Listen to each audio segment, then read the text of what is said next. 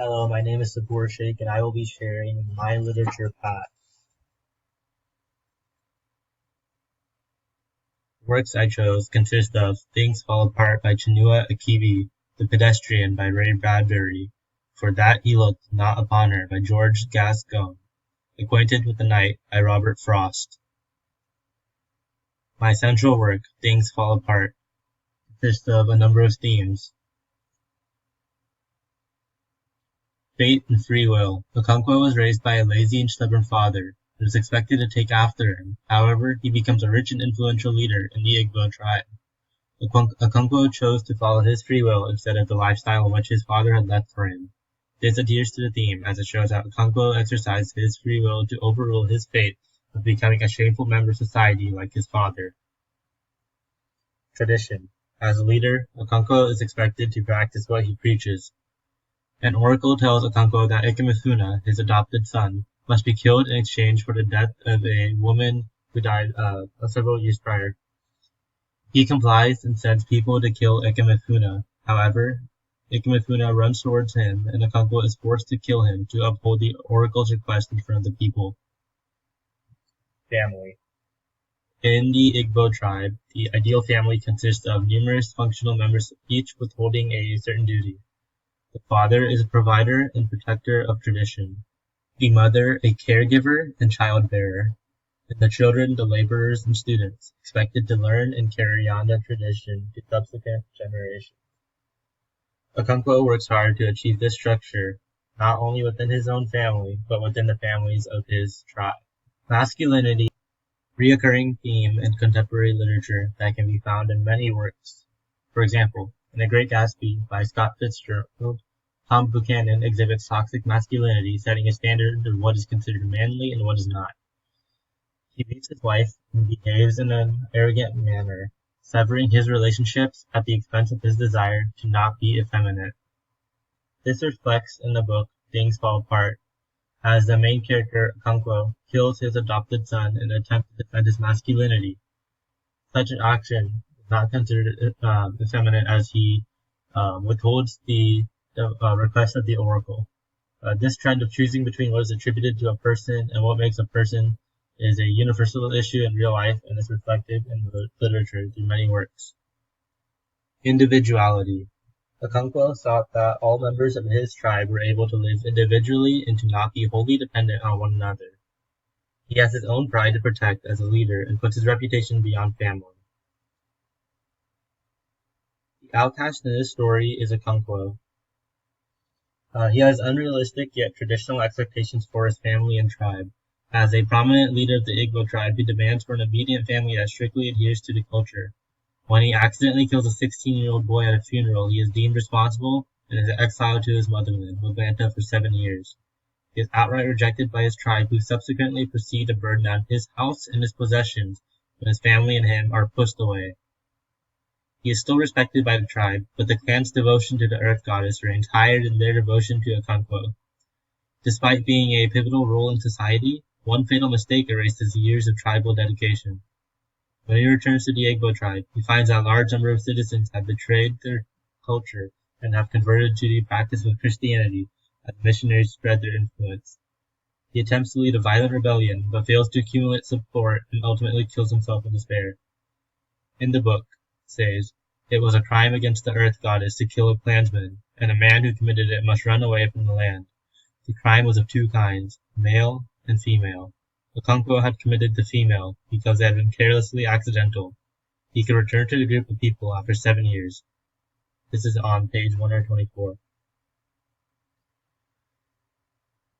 This presents a physical barrier that makes him an outcast, as he now has limited influence on the tribesmen as he is separated and no longer a part of the tribe. However, the people still do respect him, so while he is an outcast, it is not by society rejecting him, more so of him not being able to be present. Moving on to the short story The Pedestrian by Ray Bradbury. In a regressive, futuristic society, people are addicted to television and mass media. The only external stimulus needed is through a screen. Leonard Mead, a writer in a world of viewers, is arrested for simply taking a walk in the night with the intention of getting fresh air. This is deemed as irregular by society, which ultimately places him in a psychiatric ward. Leonard is an outcast for rejecting what society values and for pursuing his own interests. He may be taking the right course of action, yet is still punished as the town does not agree with his actions or decision. In the work, it says, they passed one house on one street a moment later, one house, and an entire city of houses that were dark. But this one particular house had all of its electric lights brightly lit, every window a loud yellow illumination, square and warm in the cool darkness. That's my house, said Leonard Mead. That's from Pedestrian by Ray Bradbury.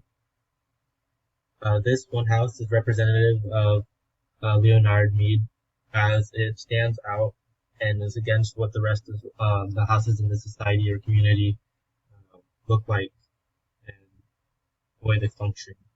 For example, Leonard Mead is a writer in a world that does not even read books, and he chooses to go for walks, which is considered an irrational decision in such a community. This makes him an outcast not only by choice but by society, as he chooses not to do what society insists that he does, but at the same time, society does not approve of what he does, so it goes both ways. Moving on to the sonnet Acquainted with the Night by Robert Frost. In this work, the speaker shares what he sees as he treks through the city in the night. Towards the middle of the poem, the narrator states, he passed by the watchman on his beat and dropped his eyes unwilling to explain. By Robert Frost, lines 5 to 6. The fact that he as an individual has to explain himself to a random person on the street shows how what he chooses to do at this late hour in the night is not of the norm society in which he lives in. Additionally, he is walking alone with no accomplice or anyone who cares to spend enough time with him. He is clearly very distant and unrelated to everyone else in society, with only the night in his presence and the night as his acquaintance.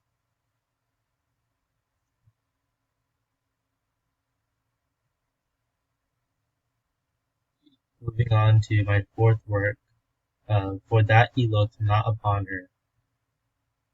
The narrator could possibly be reflecting on his troubled relationship with a woman who he feels the need to associate with, despite the history of pain that came from doing so. He compares his love to a grievous game, line 11, and elaborates how relentless and hurtful it is for him to be around the woman he once loved and trusted. He is the outcast as he is cast away by his lover who he at one point accepted. The love was not reciprocated, and the narrator decides to set himself apart from the woman, making him an outcast by choice, as well as an outcast by rejection.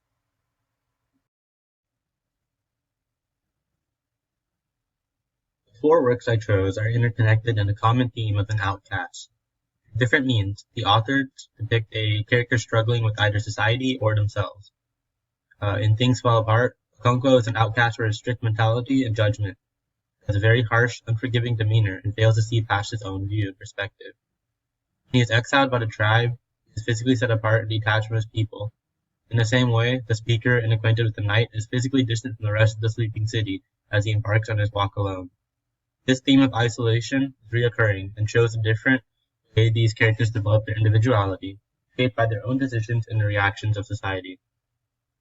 In the sonnet, For That He Looked Not Upon Her, the narrator sets himself apart from the rest of society by choice, much like Leonard Mead did in The Pedestrian. In both works, the main character chooses that what they want is not attainable as a member of society in the society in which they reside. Here are my citations for the work and images I used. Overall, I appreciate this opportunity to explore four great literary works and look forward to the rest of this course. Thank you.